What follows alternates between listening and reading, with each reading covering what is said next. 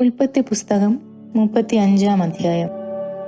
അനന്തരം ദൈവം യാക്കോബിനോട്, നീ പുറപ്പെട്ട് ബേഥേലിൽ ചെന്ന് പാർക്ക. നിന്റെ സഹോദരനായ ഏശാവിന്റെ മുമ്പിൽ നിന്ന് നീ ഓടിപ്പോകുമ്പോൾ നിനക്ക് പ്രത്യക്ഷനായ ദൈവത്തിന് അവിടെ ഒരു യാഗപീഠം ഉണ്ടാക്കുക എന്ന് കൽപ്പിച്ചു. അപ്പോൾ യാക്കോബ് തന്റെ കുടുംബത്തോടും കൂടെയുള്ള എല്ലാവരോടും, നിങ്ങളുടെ ഇടയിലുള്ള അന്യദേവന്മാരെ നീക്കിക്കളഞ്ഞ് നിങ്ങളെ ശുദ്ധീകരിച്ച് വസ്ത്രം മാറുവിൻ. നാം പുറപ്പെട്ട് ബേഥേലിലേക്ക് പോകാം. എൻ്റെ കഷ്ടകാലത്ത് എൻ്റെ പ്രാർത്ഥന കേൾക്കുകയും ഞാൻ പോയ വഴിയിൽ എന്നോടുകൂടെ ഇരിക്കുകയും ചെയ്ത ദൈവത്തിന് ഞാൻ അവിടെ ഒരു യാഗപീഠം ഉണ്ടാക്കും എന്ന് പറഞ്ഞു.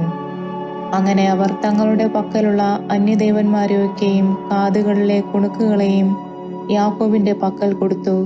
യാക്കോബ് അവയെ ശേഖേമിനരികെയുള്ള കരുവേലകത്തിന് കീഴിൽ കുഴിച്ചിട്ടു. പിന്നെ അവർ യാത്ര പുറപ്പെട്ടു. അവരുടെ ചുറ്റും ഇരുന്ന പട്ടണങ്ങളുടെ മേൽ ദൈവത്തിന്റെ ഭീതി വീണതുകൊണ്ട് യാക്കോബിന്റെ പുത്രന്മാരെ ആരും പിന്തുടർന്നില്ല. യാക്കോബും കൂടെയുള്ള ജനമൊക്കെയും കനാൻ ദേശത്തിലെ ലൂസ് എന്ന ബേഥേലിലെത്തി.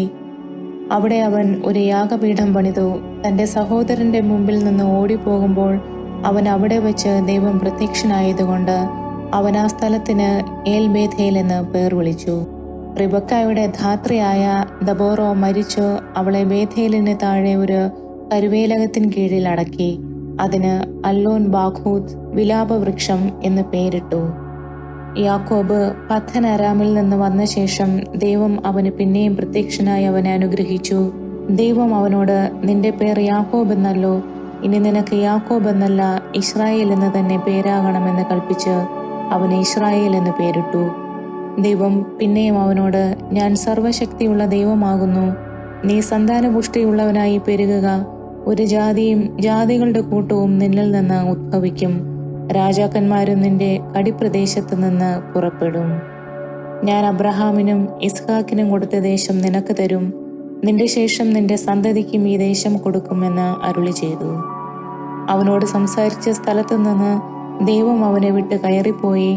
അവൻ തന്നോട് സംസാരിച്ചെടുത്ത് യാക്കോബ് ഒരു കൽത്തൂൺ നിർത്തി അതിന്മേലൊരു പാനീയയാഗമൊഴിച്ച് എണ്ണയും പകർന്നു. ദൈവം തന്നോട് സംസാരിച്ച സ്ഥലത്തിന് യാക്കോബ് ബേഥേൽ എന്ന് പേരിട്ടു.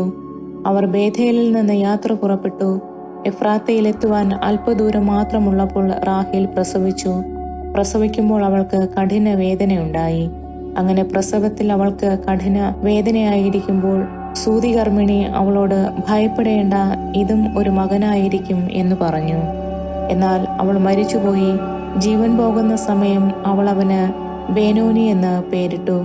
അവന്റെ അപ്പനോ അവന് ബെന്യാമീൻ എന്ന് പേരിട്ടു.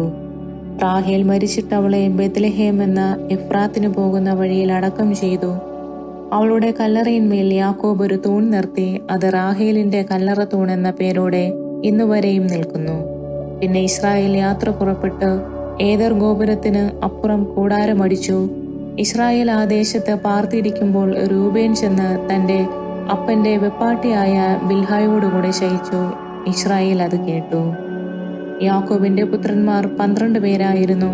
ലേയായുടെ പുത്രന്മാർ യാക്കോബിന്റെ ആദ്യജാതൻ രൂബേൻ, ശിമയോൻ, ലേവി, യഹൂദ, ഇസാഖാർ, സെബൂലൂൻ. റാഹേലിന്റെ പുത്രന്മാർ യോസേഫും ബെന്യാമീനും. റാഹേലിന്റെ ദാസിയായ ബിൽഹായുടെ പുത്രന്മാർ ദാനും നഫ്താലിയും. ലേയായുടെ ദാസിയായ സിൽപ്പായുടെ പുത്രന്മാർ ഗാദും ആശേരും. ഇവർ യാക്കോബിന് പദ്ദൻ അരാമിൽ വെച്ച് ജനിച്ച പുത്രന്മാർ. പിന്നെ യാക്കോബ് കിര്യത്തർബ എന്ന മമ്രയിൽ തന്റെ അപ്പനായ ഇസ്ഹാക്കിന്റെ അടുക്കൽ വന്നു. അബ്രഹാമും ഇസ്ഹാക്കും പാർത്തിരുന്ന ഹെബ്രോൻ ഇത് തന്നെ. ഇസ്ഹാക്കിന്റെ ആയുസ് 180 സംവത്സരമായിരുന്നു. ഇസ്ഹാക്ക് വയോധികനും കാലസമ്പൂർണനുമായി പ്രാണനെ വിട്ട് മരിച്ച് തന്റെ ജനത്തോട് ചേർന്നു. അവന്റെ പുത്രന്മാരായ ഏശാവും യാക്കോബും കൂടി അവനെ അടക്കം ചെയ്തു. ആമേൻ.